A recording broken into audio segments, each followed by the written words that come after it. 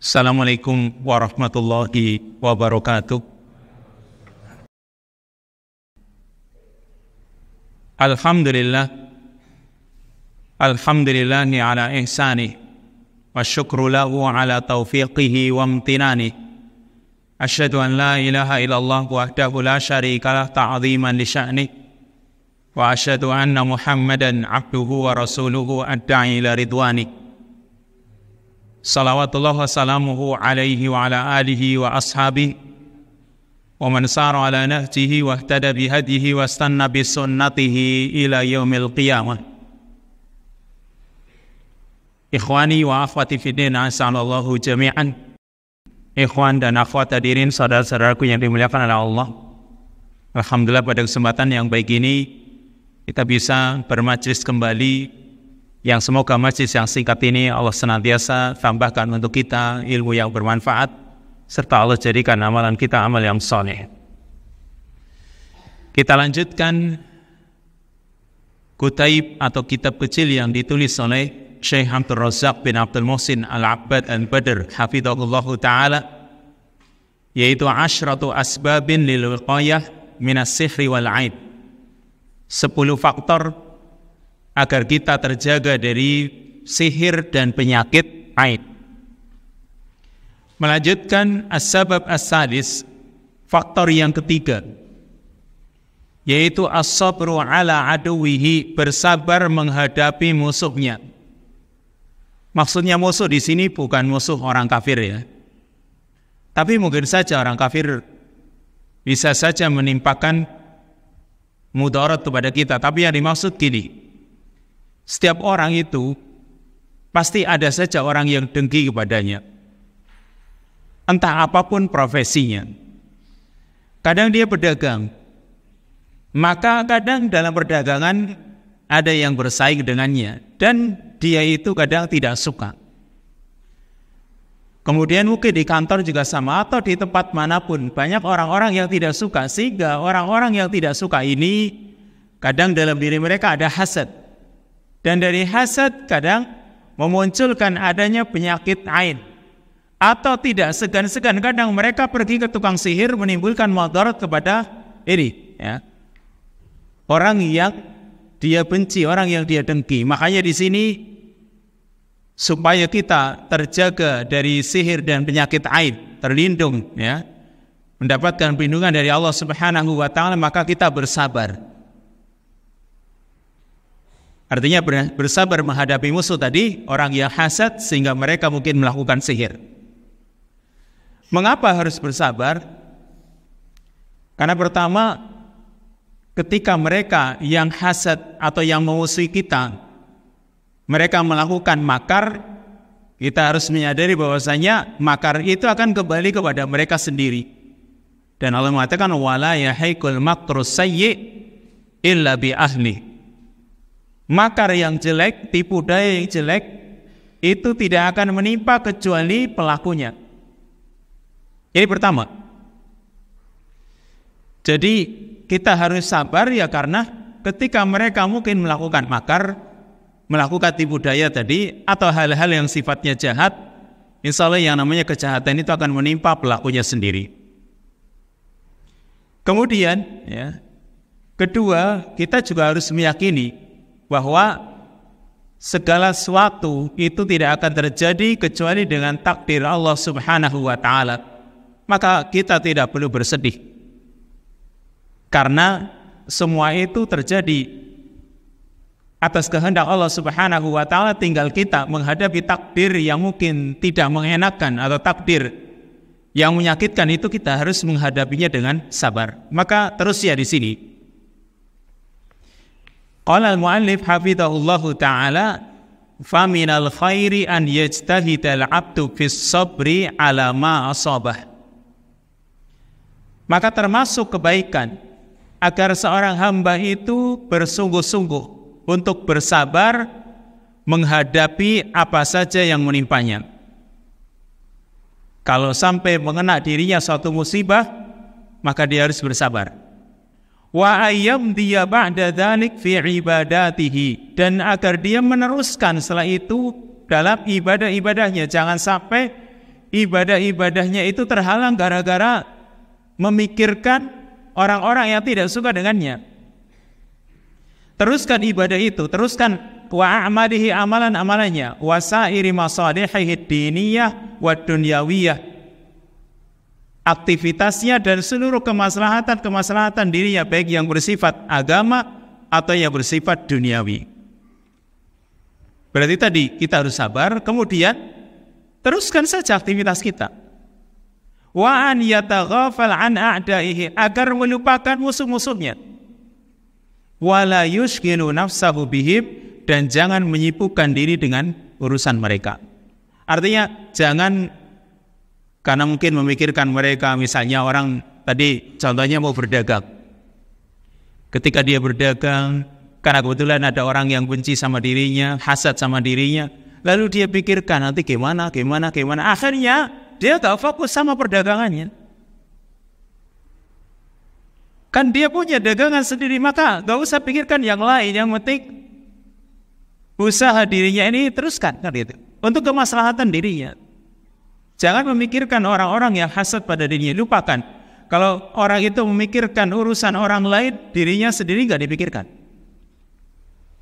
Jadi kalau kita sibuk memikirkan mereka sehingga sampai melupakan kemaslahatan diri kita, berarti kita itu kalah dengan musuh kita. Kita kalah dengan musuh kita, padahal kita harus menyadari inna kaida syaitani kana dha'ifa. Sesungguhnya tipu daya setan itu lemah. Fa bidzalika tasku nafsuhu wa tathur wa yanhadilu aduhu wa yasghur. Maka dengan hal itu jiwanya akan bersih dan suci, dan akan menjadi hina musuhnya, serta akan menjadi kerdil. Musuhnya akan menjadi hina, dan atau orang-orang yang membencinya, orang-orang yang hasad kepadanya, mereka akan menjadi hina dan akan menjadi kecil. Ini yang ketiga, as-sabru salisnya, as-sabru ala adubi. Lalu ada nasihat dari Al-Imam Ibnu Al-Qayyim rahimahullahu ta'ala. Qala al-allama Ibnu Al-Qayyim rahimahullah, ma nusira ala hasidihi wa aduwihi bimithli sabri alaihi wa tawakkuli ala Allah.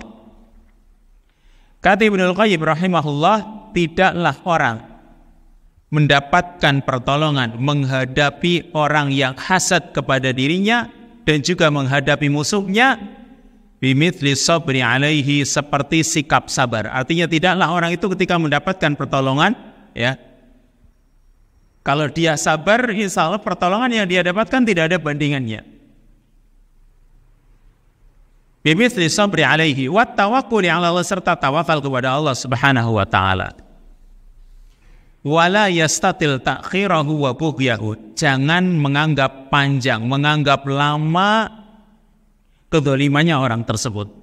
Kan mungkin saja mereka dolim misalnya, ya. Udah jangan dianggap enggak selesaikan, maksudnya udah anggaplah selesai, jangan diperpanjang gitu. Fa innahu kullama bagha alaihi kana baghyuhu jundan wa quwwatan lil mabghi alaihi al mansub. Setiap kali ada orang yang mendoliminya, maka kedoliman itu akan menjadi kekuatan, menjadi amunisi bagi orang yang didolimi, bagi orang yang dihasadinya, orang lain hasad pada dirinya. Justru jadikan itu kekuatan. Kalau mereka mendolimi, serahkan saja sama Allah Subhanahu wa ta'ala. Tadi Allah sendiri sudah mengatakan, wala yahiqul makrus sayyi'u illa bi ahli. Makar yang jelek itu tidak akan menimpa kecuali kepada pelakunya.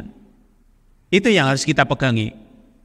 Sehingga nanti mungkin kadang-kadang muncul pikiran-pikiran mereka, barangkali akan mereka itu akan menimbulkan mudarat pada diri kita, mungkin akan pergi ke dukun dan sebagainya, lalu kita nanti disantet, dipelet dan sebagainya. Ini pikiran yang seperti ini hilangkan. Kalau sampai seperti itu, mungkin di kantornya barangkali ada orang-orang yang dengki, itu justru akan melemahkan dirinya. Mereka orang yang dengki biarkan, justru ini akan menjadi kekuatan bagi kita. Yuqatilu bihil baghi nafsahu, yang dengannya atau hal itu akan menjadikan orang yang mendengki tadi atau orang yang mendolimi tadi justru akan melawan dirinya sendiri atau memerangi dirinya sendiri, wa huwa la yashur, dan dia tidak merasakan. Fabagyuhu sihamun yarmiha min nafsihi ila nafsihi, maka kedolimannya itu ibarat anak panah yang dia lemparkan dari dirinya untuk dirinya sendiri. Jadi kalau dia benci atau dia tadi hasad, maka hasadnya itu justru itu keluar dari dirinya, itu untuk dirinya sendiri, kayak senjata bumerang gitu, atau mungkin senjata makan tuan gitu. Walau ra'al mabghiyu alaihi dzalik lasarrahu baghyuhu alaihi.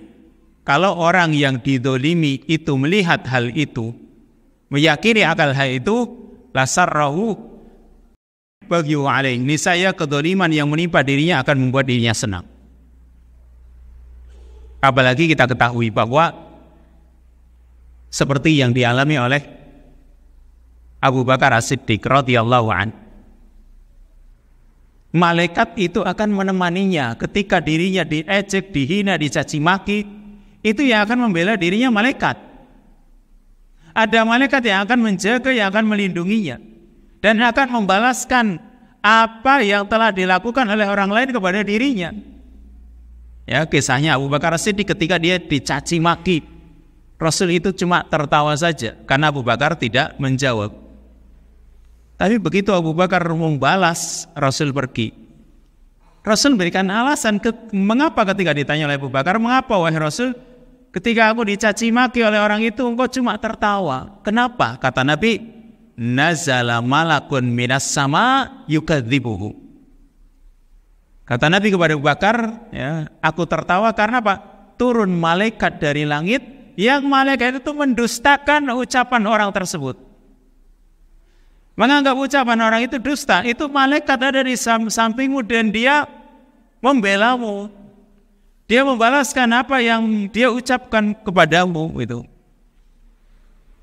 Ini yang ketiga. Sekarang lanjut. As-sababur rabi'. Faktor yang keempat, yaitu at-tawakkulu 'ala Allah. Bertawakal kepada Allah agar kita bisa terjaga, terlindungi dari sihir dan penyakit ain. Ini perkara yang penting pula, yaitu bertawakal kepada Allah Subhanahu wa ta'ala. Tawakal itu sering kita sampaikan, yang namanya tawakal itu dikatakan di sini siqatul qalbi wa'timaduhu 'ala Allah azza wa jal ma'a badlil asbabil masyru'ah fi kitabillah wa sunnati rasulih sallallahu alaihi wasallam. Tawakal itu siqatul qalb, sikap percayanya hati, atau hati itu percaya, wa'timaduhu 'ala Allah, dan bersandar kepada Allah. Hati itu percaya kepada Allah, lalu dia pun bersandar kepada Allah Subhanahu wa ta'ala. Ma'a badlil asbab, disertai dengan usaha al-masyru'ah yang disyariatkan. Yang namanya tawakal itu rasa percaya diri kepada Allah, sehingga dia serahkan urusannya kepada Allah, dia sandarkan semuanya kepada Allah, disertai dengan usaha. Yang usaha ini tentunya usaha yang disyariatkan di dalam Al-Quran dan Sunnah Nabi SAW, atau usaha yang intinya bukan usaha yang haram, tapi usaha yang masyru'.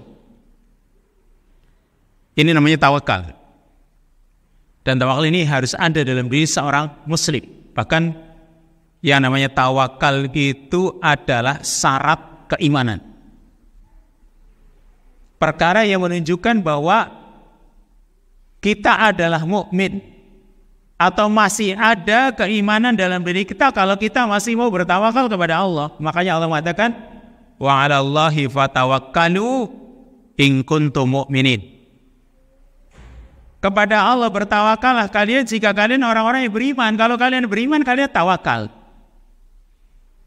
Tapi kalau sudah tidak ada keimanan, ya nggak ada tawakal kepada Allah. Berarti kalau sekarang orang nggak pernah tawakal kepada Allah, keimanannya itu ditanyakan, ada nggak sih? Kan itu. Makanya perkara yang penting. Kemudian kaitannya dengan agar kita terjaga, terlindungi dari sihir dan penyakit ain, dikatakan wa yu'tabaru tawakkulu 'ala Allah min aqwal asbabil lati yadfa'u bihal 'abdu ma la yutiqu min adal khalqi wa dzulmihim wa udwanihim. Bertawakal kepada Allah itu dikategorikan atau termasuk faktor terkuat yang dengannya seorang hamba menghilangkan sesuatu atau mendorong sesuatu yang dia tidak mampu untuk menghadapinya. Min adal khalq, berupa gangguan makhluk, wa dzulmihim wa udwanihim, kedzaliman mereka dan permusuhan mereka. Jadi manusia ketika menghadapi gangguan dari orang lain, kan kadang dia nggak mampu. Tetapi maksudnya nggak mampu di sini bukan berarti la yukallifullahu nafsan illa wus'aha, nggak berlaku di sini, ya. Kan Allah mengatakan la yukallifullahu nafsan illa wus'aha. Allah tidak membebani seorang jiwa pun kecuali menurut kemampuannya. Tapi kadang begini maksudnya. Kadang orang menghadapi sesuatu yang dia tidak mampu. Kecuali kalau Allah memberikan kekuatan untuknya, kan gitu. Atau sekarang musibah. Atau mungkin gangguan orang. Mungkin dia nggak mampu. Tapi kalau Allah berikan kekuatan, Allah pun jadikan dia ini mampu. Makanya di sini salah satu kekuatan yang besar yang dimiliki oleh seorang muslim untuk menghadapi musuhan, faktor tersebut adalah tawakal. Allah Subhanahu wa ta'ala berikan kekuatan di luar akal pikiran manusia, di luar dugaan manusia. Ternyata Allah berikan kekuatan sehingga dia mampu menghadapinya. Fa idza tawakkala al-'abdu 'ala Allah 'azza wa jalla haqqa tawakkul fa innahu sayakfi. Maka jika seorang hamba bertawakal kepada Allah dengan sebenar-benar tawakal, maka Allah akan memberikan kecukupan kepadanya. Ini salah satu fadilah atau manfaatnya tawakal, yaitu Allah berikan kecukupan. Kama qala ta'ala, sebagaimana Allah Ta'ala firmankan dalam surat Az-Zumar ayat yang ke-36, alaihissallahu bikafin abdah, bukankah Allah yang akan mencukupi hambanya? Allah berikan kecukupan. Kita ambil contoh sajalah, banyak yang ada di sekitar kita. Hewan-hewan yang mereka itu tidak mampu mencari makanan sendiri. Kalau Allah nggak datangkan, mereka nggak mampu. Tapi karena mereka tawakal juga, ada usaha, terus tawakal, Allah datangkan. Kita ambil contoh satu hewan saja, laba-laba. Laba-laba itu hewan yang nggak bisa terbang, tapi makanannya justru hewan-hewan yang malah terbang. Dia nggak bisa terbang, tapi Allah datangkan makanan untuknya berupa hewan-hewan yang bisa terbang, sehingga mampir, ya. Tapi dia usahanya Pak, buat rumah, sehingga nanti banyak hewan yang terperangkap pada rumahnya tersebut.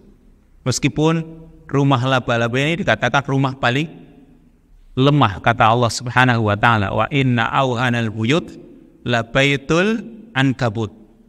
Rumah yang paling lemah itu rumahnya laba-laba, karena copot satu saja, dek, itu lepas. Rumah yang paling lemah. Tapi Allah Subhanahu wa ta'ala jadikan usaha dia ini dengan membuat sarang, ya, seperti itu, ternyata makanan dia dapatkan. Allah datangkan hewan-hewan yang bisa terbang, nepel di rumahnya, lalu dia bisa makan. Itu karena dia tawakal kepada Allah Subhanahu wa ta'ala dan ada usaha gitu.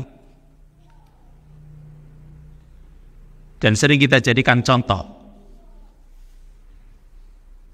yaitu ibunya Nabi Isa alaihissalam, Maryam. ketika dia tidak punya makanan padahal dia baru melahirkan anaknya Nabi Isa, yang dia butuh makan karena habis melahirkan, anaknya juga butuh makan. Maka dia tawakal kepada Allah Subhanahu wa ta'ala, tapi ada usahanya menggoyangkan pangkal pohon kurma yang begitu besar dan tinggi. Dia goyangkan pangkalnya, ternyata kurmanya berjatuhan, kan gitu. Allah berikan kecukupan di situ. Dan kita harus yakin di sini, alaihissallahu bikafin abda, bukankah Allah akan mencukupi hambanya? Wa man kana Allahu kafihi fa anna li'aduwihi an yadurrah. Maka barang siapa yang Allah sudah berikan kecukupan kepadanya, bagaimana mungkin musuhnya itu akan menimpakan mudarat kepada dirinya? Enggak mungkin kalau Allah sudah cukupi gitu. Makanya di sini ini faktor terbesar supaya kita terjaga dari sihir, gangguan sihir atau penyakit ain atau yang semisalnya. Tawakal sama Allah. Tapi harus kita sadari betul bahwa Allah Subhanahu wa ta'ala itu maha kaya. Ini supaya menumbuhkan tawakal kita ya. Itu kita harus meyakini Allah itu maha kaya, maha segalanya, maha kuasa. Kemudian setelah itu kita serahkan segala urusan kita kepadanya. Serta setelah kita serahkan, kita yakin. Ya, kita yakin akan baiknya aturan Allah Subhanahu wa ta'ala, akan indahnya pilihan Allah Subhanahu wa ta'ala untuk dirinya. Itu namanya orang tawakal. Dia serahkan kepada Allah Subhanahu wa ta'ala disertai keyakinan. Karena kata Allah, ana inda dhanni abdi bi. Aku itu bagaimana prasangka hambaku kepadaku. Dan banyak kita jumpai hal-hal yang ternyata di luar kekuatan kita, Allah berikan kepada kita. Mungkin kalau kita mau hitung-hitung itu sangat banyak sekali yang kita alami sendiri. Dipikir-pikir kita nggak mampu. Tapi minta sama Allah, ya, tawakal sama Allah, Allah berikan kemampuan untuk kita. Sama di sini perlindungan juga sama. Kita menghadapi musuh-musuh kita yang hasad kepada kita kan mungkin banyak, yang kita tidak mampu. Maka salah satu kekuatan kita tawakal kepada Allah. Wa bidzalik yu'lam anna tawakkul al-'abdi 'ala Allah 'azza wa jalla sababun 'azimun li hifdhihi wa ta'yidihi wa himayatihi wa kifayatihi min kulli syarrin yasuhuhu. Maka dengan demikian bisa diketahui bahwa seorang hamba yang bertawakal kepada Allah atau tawakalnya seorang hamba kepada Allah itu merupakan faktor yang besar, faktor terbesar agar hamba itu mendapatkan penjagaannya Allah, ya, perlindungannya, pertolongannya dan kecukupannya. Min kulli syarrin yasuhuhu, dari segala kejahatan yang akan mencelakakan dirinya. Allah mengatakan wa may yatawakkal 'ala Allahi fahuwa hasbuh. Barang siapa bertawakal kepada Allah, maka Allah lah yang akan memberikan kecukupan kepadanya. Ini dalam menghadapi masalah sihir atau penyakit ain atau yang semisal itu, sangat penting kita bertawakal karena Allah akan memberikan kecukupan. Termasuk ucapan hasbiyallah wa ni'mal wakil itu juga harus kita pahami betul. Hasbiyallah, hasbiya Allah yang berikan kecukupan kepadaku. Wa ni'mal wakil, dan sebaik-baik al-wakil, zat yang kita serai segala urusan kita. Ucapan kalimat itu, karena itu manfaatnya sangat besar. Sebagaimana dikatakan oleh Ibnu Abbas radhiyallahu an. Kalimat ini, kata Ibnu Abbas, diucapkan oleh Nabi Ibrahim ketika dilemparkan ke dalam api. Dia ucapkan kalimat hasbiyallahu wa ni'mal wakil. Tapi ketika mengucapkan, itu betul-betul hatinya itu bersandar kepada Allah. Kesalahan kita itu, kita ucapkan hasbi Allah wa ni'mal wakil, tapi hati kita itu masih belum yakin. Masih ragu-ragu, apa iya ya kan itu. Yakinkan dulu, makanya tadi dibutuhkan ketika kita serahkan diri kita kepada Allah, harus yakin. Makanya ketika diucapkan oleh Nabi Ibrahim kalimat ini, hasbi Allah wa ni'mal wakil, dia serahkan kepada Allah dan dia yakin pasti Allah berikan jalan keluar. Allah jadikan api yang begitu panas jadi dingin dan Allah selamatkan Nabi Ibrahim. Juga diucapkan oleh Nabi Muhammad SAW ketika orang-orang kafir mereka sudah menghimpun kekuatan untuk memerangi Rasul SAW dan para sahabat. Yang mereka orang kafir menganggap sudah tidak ada jalan keluar lagi bagi Muhammad dan para sahabatnya. Tapi justru mereka ucapkan kalimat hasbi Allah wa ni'mal wakil, sehingga musuh pun Allah timpakan rasa takut sehingga mereka tidak jadi memerangi Nabi dan para sahabatnya. Makanya di sini contoh yang Allah Subhanahu wa taala sebutkan di dalam ayatnya, wa min namadij kifayatillahi azza wa jalla li ibadihil mutawakkilina alaih. Di antara contoh-contoh Allah Subhanahu wa taala berikan kecukupan kepada hamba-hambanya yang bertawakal kepadanya, wa himayatihi lahum, dan perlindungan Allah berikan kepada mereka, ma dzakarahullahu azza wa jalla fi qissati Rasulullah Musa alaihi salam, yaitu yang Allah sebutkan tentang kisahnya Rasulnya yaitu Nabi Musa alaihi salam. Indama kharaja biqaumihi min Misra farina bidinihim wa anfusihim wa a'radihim min aduwillahi Fir'aun. Ketika Nabi Musa keluar bersama kaumnya yaitu Bani Israel, mereka keluar dari Mesir, lari membawa agama mereka dan jiwa raga mereka serta kehormatan mereka. Mereka lari dari musuh Allah yaitu Fir'aun. Ketika mereka keluar dari Mesir, fatabi'ahum bijunudihi liyubidahu, maka Fir'aun mengikuti mereka dengan bala tentaranya untuk menghancurkan mereka, untuk melenyapkan mereka. Wa hamala ma'ahu minal uddati wal adad, dan Fir'aun membawa perbekalan serta pasukannya yang tidak mampu dihadapi oleh Nabi Musa alaihissalam dan kaumnya. Karena mereka bawa perbekalan, kemudian juga membawa kendaraan. Sedangkan Nabi Musa dan kaumnya mereka jalan kaki dengan jumlah yang cukup banyak. Tapi karena tawakal mereka kepada Allah begitu besar, Allah selamatkan. Maka kisahnya di sini. Wa indama wasala Musa alaihi salam wa ma'ahu qaumuhu ilal bahr in qata'a bihim at-tariq. Ketika Nabi Musa bersama kaumnya yaitu Bani Israel sudah sampai ke tepi laut atau ke pantai, sampai di depan mereka itu laut.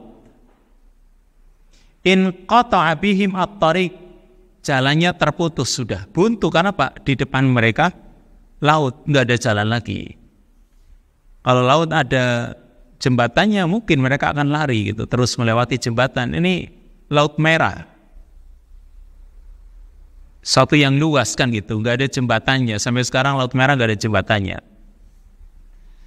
Maka ketika keadaan seperti ini, wa kana min waraihim jaisyu fir'aun al-'azim, sedangkan di belakang mereka pasukannya Fir'aun yang besar.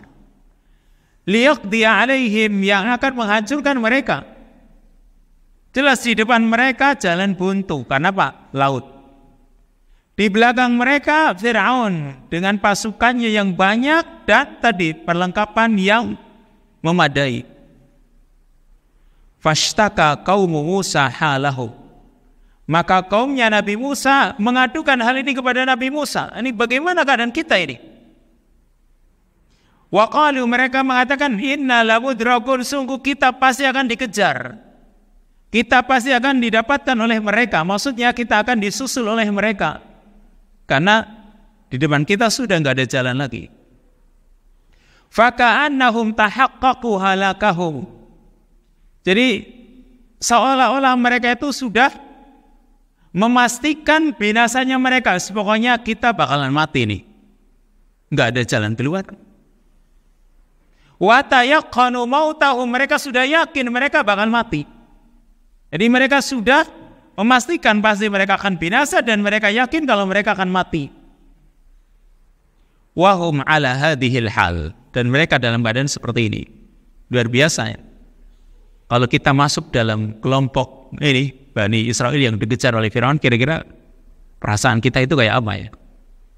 Di depan laut, belakang Firaun dan bala tentaranya. Terus gak ada di jalan keluar lagi sudah. Gak ada ke kanan ke kiri, itu sudah gak ada jalan lagi sudah.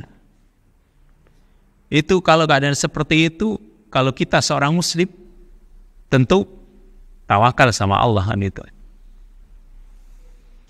Maka ketika keadaan seperti itu, mereka mengadu kepada Nabi Musa.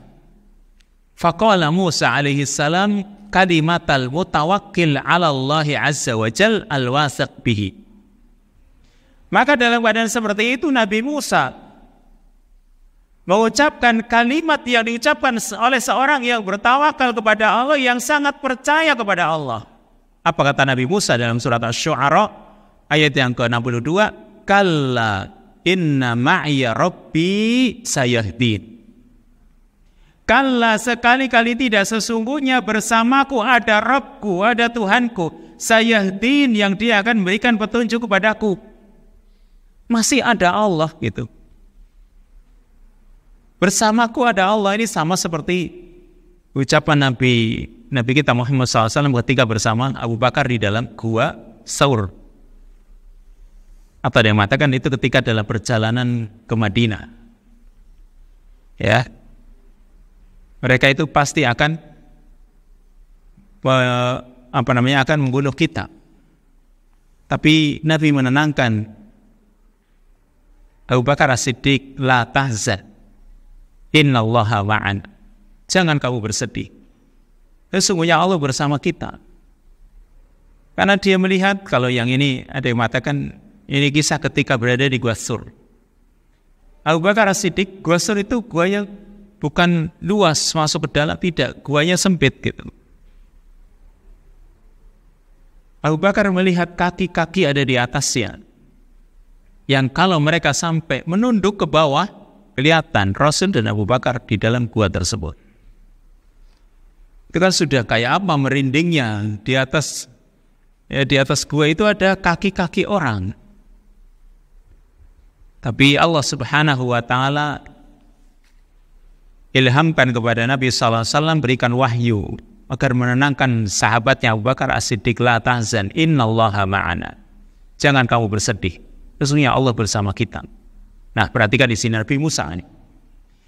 Dia katakan dengan penuh kepercayaan kepada Bani Israel kaumnya, kalla inna ma'iya rabbi sayahdin. Sekali-kali tidak, sesungguhnya bersamaku ada Rabbku yang dia akan berikan petunjuk kepadaku. Apa yang terjadi? Fakanatil ayatul azimah, maka terjadilah tanda kekuasaan Allah yang sangat besar. Bi an awhallahu azza wa jal ilaihi an yadribal bahra bi'asa. Dengan Allah wahyukan kepadanya, kepada Nabi Musa, agar Nabi Musa memukulkan dengan tongkatnya laut, agar Nabi Musa memukul laut dengan tongkatnya. Ini kan Allah berikan jalan keluar. Sekarang kita sih nggak memikirkan apa sesuatu yang besar seperti mukjizat seperti ini, tapi paling tidak ketika kita menghadapi sesuatu yang sulit, itu adalah solusinya, kan gitu.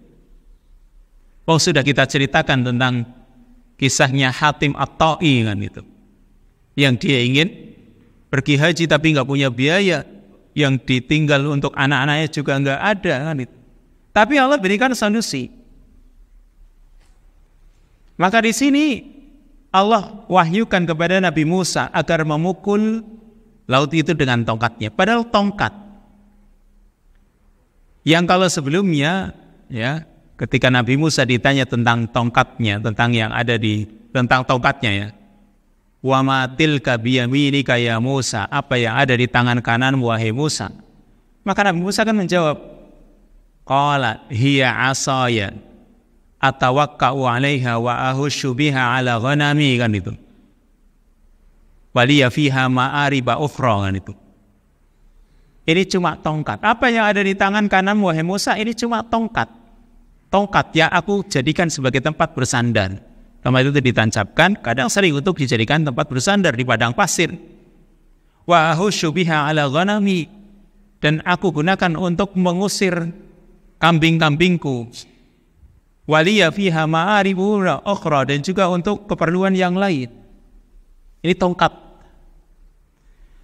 Tapi ternyata Allah wahyukan kepadanya untuk memukulkan dengan tongkatnya ke laut. Fan faraqal bahr, maka laut pun terbelah.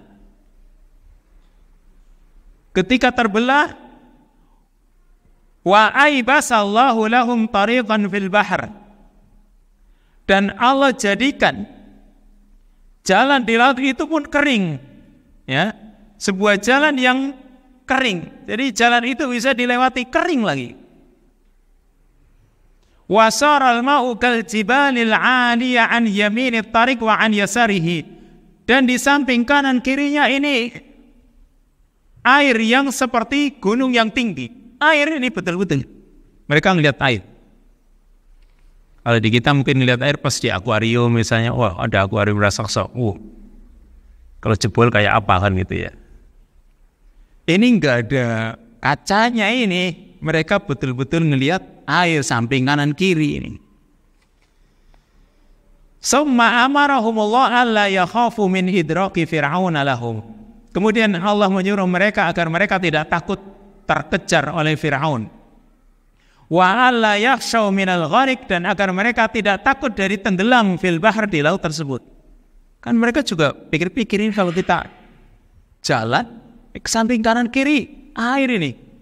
Siapa tahu baru sebentar aja udah blek lagi, gimana nih? Menyatu kembali air lautnya gimana kan itu? Allah Subhanahu wa taala juga berikan ilham kepada mereka supaya mereka tidak takut. Fasalaku tilkat tariq, di saat seperti itu mereka menempuh jalan tersebut yang memang Allah jadikan kering. Ya, tariqon yabasa, jalan yang kering.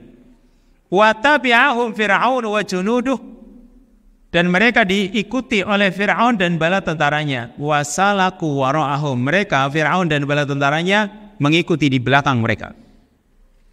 Hatta idza takamala qaumu Musa kharijin wa qaumu Fir'aun dakhilin, sehingga ketika kaumnya Nabi Musa itu sudah benar-benar keluar dari jalan yang ada di laut ini, yang ada di samping kanan kirinya air tadi seperti gunung, katodil adim dalam ayat, ya, seperti gunung yang tinggi.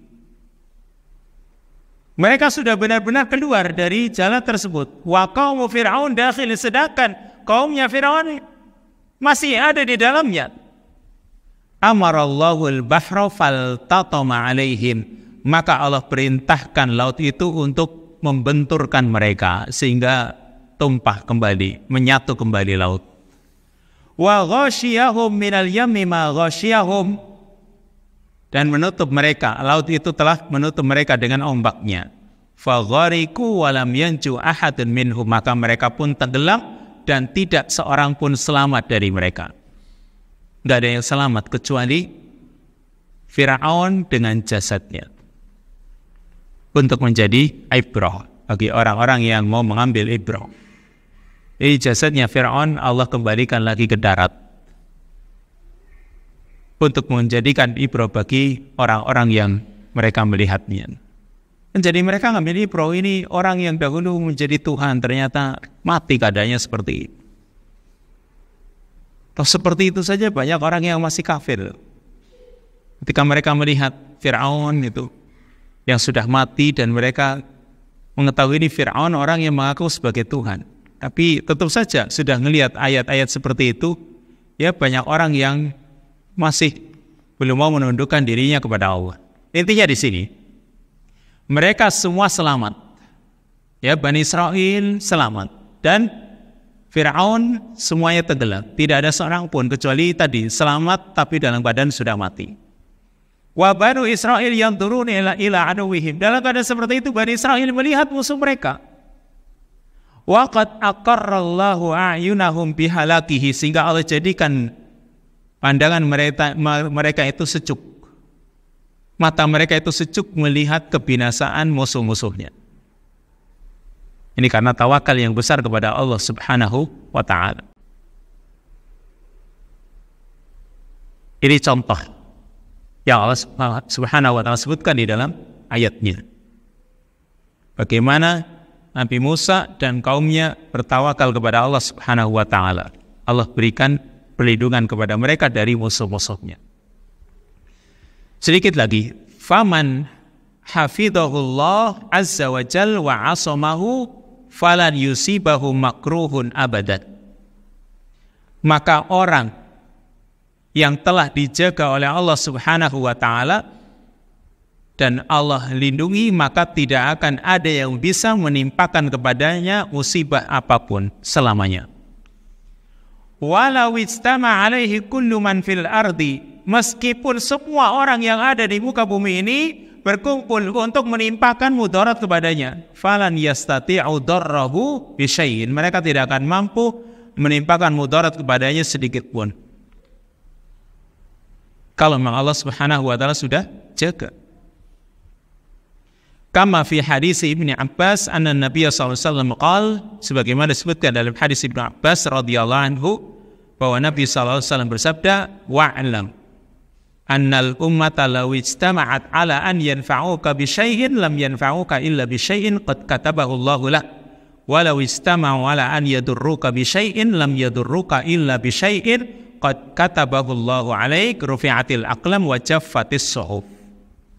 Ketahuilah bahwa seandainya umat itu berkumpul untuk memberikan manfaat kepadamu dengan sesuatu, mereka tidak akan bisa memberikan manfaat kecuali dengan sesuatu yang telah Allah tuliskan untukmu, Allah tetapkan untukmu. Walau istama'u, dan seandainya mereka berkumpul untuk menimbulkan mudarat kepadamu dengan sesuatu, mereka juga tidak akan bisa menimbulkan mudarat dengan sesuatu apapun kecuali apa yang telah Allah tuliskan atas dirimu. Rufi'atil aqlam wa jaffatis suhuf, pena-pena telah diangkat dan lembaran-lembaran telah kering.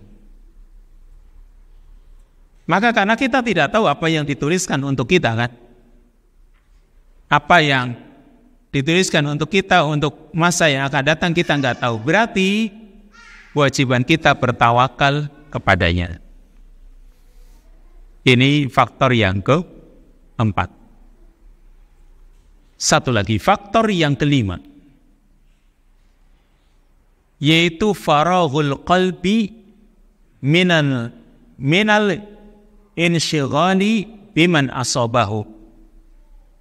Ini ada kaitannya dengan yang sebelumnya tadi. Yang ketiga, ya. Faraghul qalbi minal insyighali biman asabahu, yaitu mengosongkan hati atau kosongnya hati dari menyibukkan diri dengan orang yang berbuat jahat kepada dirinya. Jangan mikirin tadi yang nomor 3 itu sebenarnya sudah ya mencakup hal tersebut, tapi di sini disebutkan secara khusus. Kalau yang ketiga tadi, ya, itu sabar menghadapi musuh, kan. Kalau di sini yang kelima, kita jangan memikirkan mereka. Berarti kosongkan hati kita dari menyibukkan diri dengan orang-orang yang berbuat jahat kepada kita. Jadi, misal ya, kadang ketika orang sedang sakit dan mungkin sakitnya tidak sembuh-sembuh, lama sembuhnya, kadang orang itu mikir-mikir, ini karena ada orang yang tidak suka sama saya apa ya. Nah, kan mungkin ada pikiran orang, misalnya penyakit gak sembuh-sembuh, sudah berobat ke sana kemari nggak ada, akhirnya minta ke ustadz, tolong diruqyah lah, barangkali ada yang mengganggu gitu kan, gitu. Mungkin ada yang nggak suka. Ini pikiran yang seperti ini tadi, singkirkan. Mungkin itu sebagai ujian, ya, musibah itu ujian yang dia memang diuji sisi kesabarannya. Maka suruh sabar itu jangan memikirkan yang tidak-tidak tadi. Oh, ini kayaknya ada orang yang nggak suka sama saya apa ya, mengirimkan teluh apa-apa ya gitu orang tadi. Atau mungkin santet, nah, macam-macam kan pikiran orang di sini. Ini pikiran-pikiran yang seperti ini singkirkan. Karena pikiran itu, kalau di pikiran itu semakin membuat orang itu lemah. Karena pikiran kalau lagi kacau, kalau lagi galau, itu kan sangat berpengaruh pada fisik. Coba sekarang, penyakit-penyakit yang ada kan, hipertensi, jantung, stroke, itu kenapa sih? Yang paling dominan apa? Paling dominan itu pikiran. Kalau pikirannya lagi berat, hipertensi, naik tensinya gitu. Jantungnya itu sebenarnya bukan karena kaget, karena kaget itu jadi misalnya langsung kelepek-lepek gitu. Kagetnya itu karena pikiran gitu. Pikirannya lagi kacau, tambah berita yang dia dengar langsung membuat dirinya lemah. Ini dari pikiran. Nih, kata dokter ya, ketika orang pikiran seperti itu katanya adrenalinnya naik, meningkat gitu loh. Dan macam-macam orang ketika pikiran, ada yang seringnya mencret kalau lagi diare gitu, kalau lagi stres itu perutnya nggak enak, diare. Ada yang rambutnya sampai putih gitu, tiba-tiba bagian rambut ada yang putih, ini stres ini kan itu. Ada yang kulitnya gatal, kenapa ada kulit gatal, saya nggak pernah. Oh itu lagi stres itu, kulitnya ada yang merah-merah, kenapa ini? Oh itu stres kan gitu. Maka itu karena pikiran. Nah sekarang lepas gitu. Pikiran-pikiran yang tadi dipikirkan, oh ini gara-gara orang nggak suka sama saya, bayahna. Itu pikirannya seperti itu, singkirkan, lepas gitu. Ini namanya farughul qalbi ini. Fakasiran terusnya, fakasiran minan nas yasdadu ta'abuhu wa tatadha'afu illatuhu bisababi insyighali dhihnihi wa qalbihi biman hasadahu.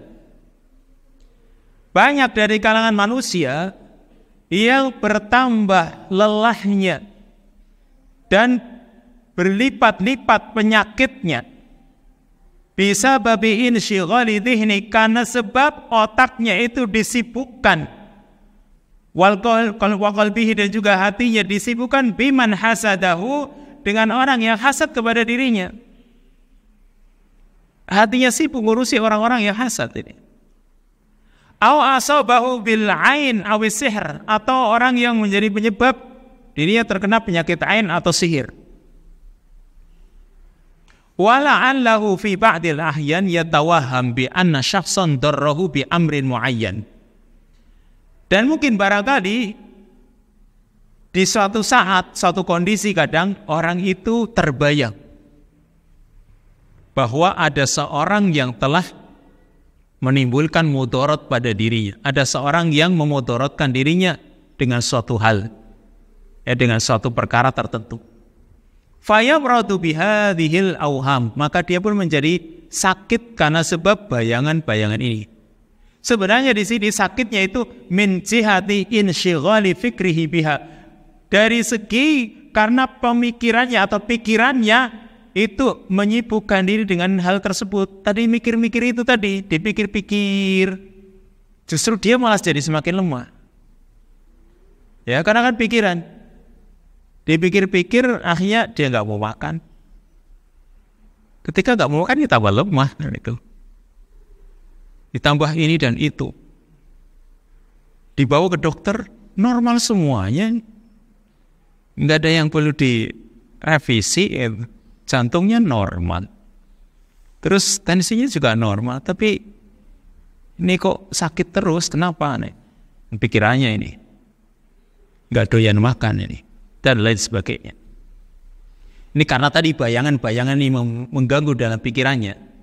Wa dawami taraddudi hadzal waham fi aqlihi, dan terus-menerus mondar-mandir bayangan ini di dalam akalnya. Karena si fulan.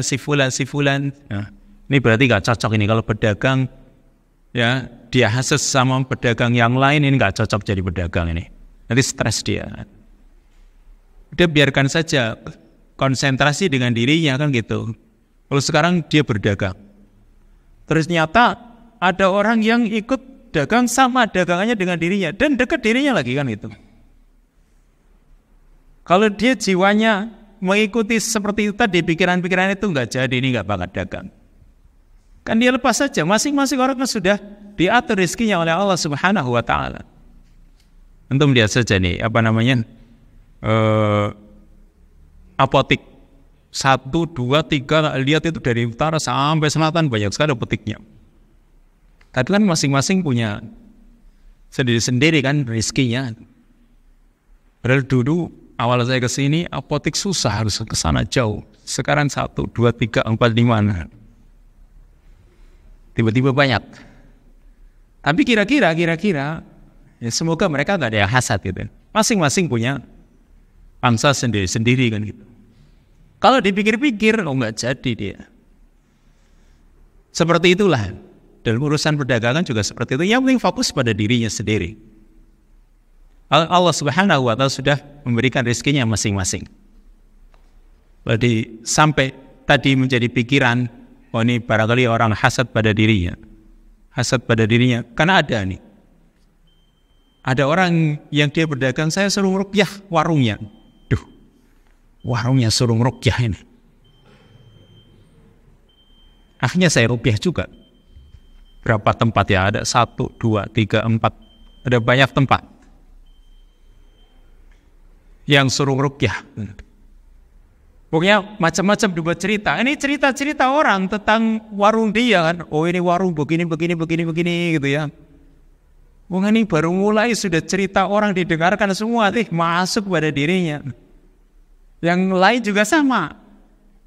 Cerita tetangganya di warung itu. Kalau malam-malam ada suara gitu. Suaranya biasa, wajar. Sehingga dia khawatir ini nanti warung gak laku dan sebagainya. Ini terlalu banyak dipikirkan. Maka kalau sudah seperti itu kan mungkin banyak. Ini warung katanya di sini ada kuburannya. Jadi kalau orang masuk katanya warungnya buka, ternyata tutup. Nah, padahal warungnya buka, tapi orang bilang tutup kan gitu. Dan itu banyak. Bukan cuma 1, 2. Orang bilang di sini ada kuburannya, jadi mau mampir kuburan gak jadi. Dan tadi suara-suara yang macam-macam. Ini yang seperti kadang muncul dari orang-orang yang begini, udah jangan dipikirkan, kalau seperti itu stres jadinya kan gitu. Maka fa idza farraga qalbahu wa fikrahu min al-insyghali bihi, kalau dia kosongkan hatinya dan pikirannya dari menyibukkan dengan hal-hal yang seperti ini, wajtahada fi mahwihi, dan dia bersungguh-sungguh untuk menghapusnya min balihi dari pikirannya, kullama khatara alaihi, setiap kali terlintas dalam pikirannya tersebut dia singkirkan. Enggak. Kana dzalika sababan 'aziman li rahati balihi, maka itu menjadi sebab yang besar tenangnya pikirannya, wa daf'i ma asabahu, dan akan tertolak terhindar dari musibah yang menimpanya. Jadi kosongkan dulu nih pikirannya dari hal-hal yang tadi. Yang sebenarnya ya, musibah itu kan kalau misalnya menimpa seorang itu cepat untuk dilupakan.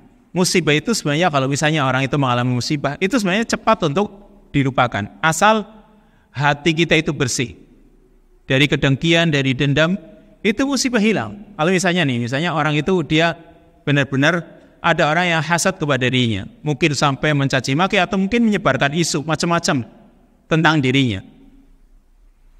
Sebenarnya itu musibah cepat hilang kok. Kalau kita lupakan saja, kemudian hati kita bersih dari dengki dan dendam, itu akan hilang. Kalau orang bisa melakukannya, ya, maka hatinya akan tenang. Dan ketenangan ini selalu mudah didapatkan.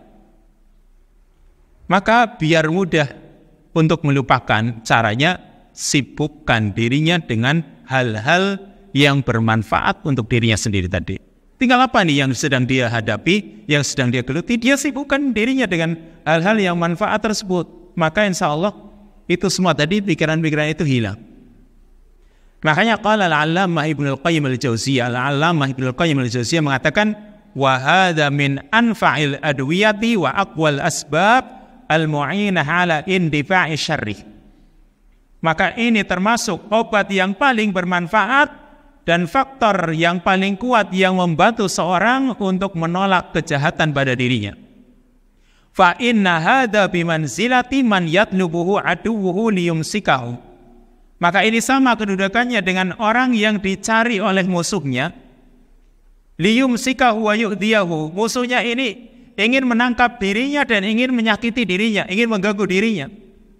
Fa idza lam yata'arrad lahu, jika memang dia tidak menampakkan, ini kan musuh sedang nyari. Kok dirinya menampakkan, ya sudah ditangkap oleh musuh. Maka dia nggak usah menampakkan diri. Wong tadi misalnya pikiran-pikiran itu kok kalau dipikirkan, itu sama seperti kita itu menghadapkan dirinya kepada musuh. Wala tamasaka huwa wa iyyahu, dan jangan saling berhubungan dia dengan musuh tersebut. Balin azala anhu, tapi dia harus menyingkir darinya. Lam yaqdir alaih, maka musuhnya tidak akan mampu untuk mengganggu dirinya. Di sini ay lam yaqdiril anadu ala adiyatihi, musuhnya tidak akan mampu mengganggu dirinya. Tapi kalau sebaliknya, keduanya malah saling berhubungan, saling bergantung satu sama lain, terjadilah kejelekan. Dan seperti itulah ruh-ruh semua ya, itu sama. Semua ruh yang ada itu sama. Mereka itu kalau sudah saling berhubungan, ya pasti akan terjadi sesuatu. Wallahu ta'ala a'lam bissawab. Sampai di sini dulu. Ini faktor yang ke-5. Mungkin yang ke-6 dan berikutnya kita lanjutkan pada kesempatan yang akan datang. Billahi ta'ala. Subhanakallahumma wa bihamdika asyhadu an la ilaha illa anta astaghfiruka wa atubu ilaik. Assalamualaikum warahmatullahi wabarakatuh.